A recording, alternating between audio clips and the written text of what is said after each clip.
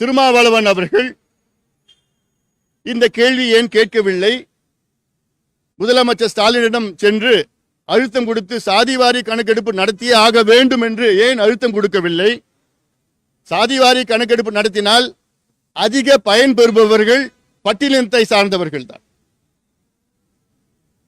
இன்னும் கூடுதலாக தமிழ்நாட்டில் பட்டியலின மக்களுக்கு 18 விழுக்காடு தான் இடஒதுக்கீடு கிடைக்கிறது. சாதிவாரி கணக்கெடுப்பு நடத்தினால் பட்டியலின மக்களுக்கு 22 விழுக்காடு இடஒதுக்கீடு கிடைக்கும், உயரும். அது மட்டுமல்ல, பட்டியலின சமுதாயத்தில் 3 பெரிய பிரிவுகள், 78 உட்பிரிவுகள் இருக்கிறது. அந்த 78 உட்பிரிவுகளில் பலருக்கு கிடைக்காமல் போகிறது. அது யாருக்கு கிடைக்கல, யாருக்கு கிடைச்சதுன்னு தெரியறதுக்கு சாதிவாரி கணக்கு நடத்தினாதான் சமூக நீதி நிலைநாட்ட முடியும் பட்டியலின மக்களுக்குள். அப்படி இருந்தும் அதை தெரிந்தும் ஏன் திருமாவளவன் அவர்கள் மௌனமாக இருக்கின்றார்? ஏன்? கூட்டணிக்காகவா, இல்ல சீட்டுக்காகவா, இல்ல தேர்தலுக்காகவா?